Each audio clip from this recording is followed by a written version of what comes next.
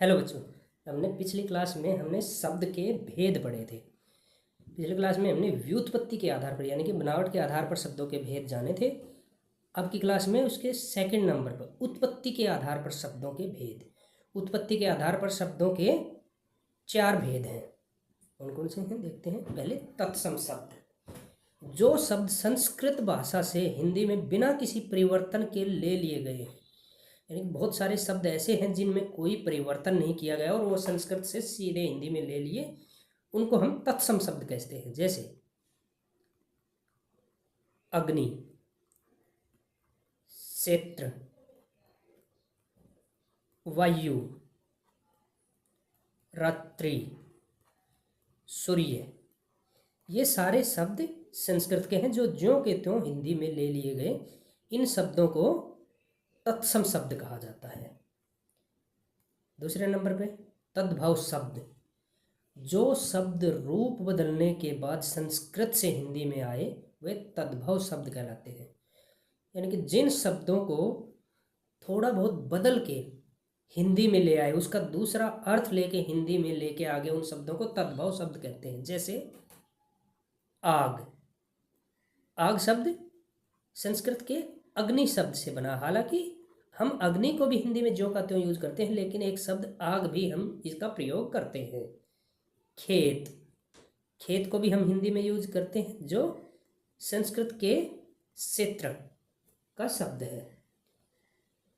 रात, रात हम संस्कृत के रात्रि शब्द से हमने रात का अर्थ निकालकर हम ले आए हैं। हम दोनों का प्रयोग करते हैं, रात्रि का भी प्रयोग करते हैं और रात का भी। सूरज, जैसे हम सूर्य को, संस्कृत के सूर्य को हिंदी में सूरज कहते हैं और सूर्य का भी प्रयोग करते हैं, लेकिन सूरज जो शब्द है वो तद्भव शब्द है। सूर्य जो है वो तत्सम शब्द के रूप में हमने प्रयोग किया है। चलते हैं 3 नंबर, देशज शब्द, जो शब्द क्षेत्रीय प्रभाव के कारण परिस्थिति व आवश्यकता अनुसार बनकर प्रचलित हो गए हैं। यानी कि बहुत सारे शब्द हमारे देश में आसपास के क्षेत्र से, उनके प्रयोग से, लोकल शब्द जिनको बोलते हैं, उनको हिंदी में प्रयुक्त होने लगे हैं। जैसे पगड़ी, पगड़ी पहले कोई हिंदी का शब्द नहीं था, लेकिन ये क्षेत्रीय भाषा में इन शब्दों का प्रयोग किया जाता था। तो ये सब देशज। गाड़ी, थैला, पेट,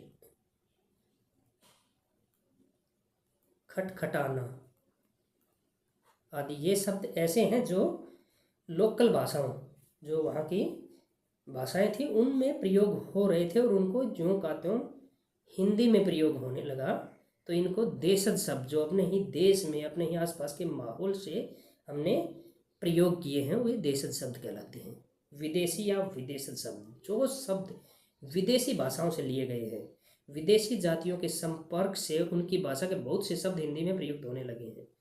ऐसे शब्द विदेशी या इनको हम विदेशज शब्द भी कहते हैं। जैसे स्कूल, स्कूल विदेशी भाषा का शब्द है।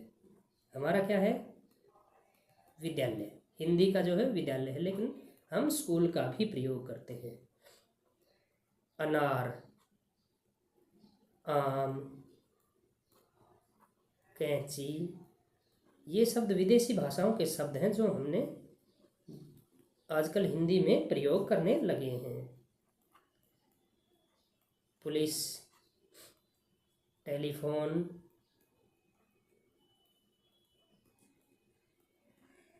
रिक्शा आदि ये ऐसे शब्द हैं जो विदेशी भाषाओं से हिंदी में लिए गए हैं। हमारी अगली क्लास में हम तीसरे प्रकार के शब्दों का बारे में पढ़ेंगे।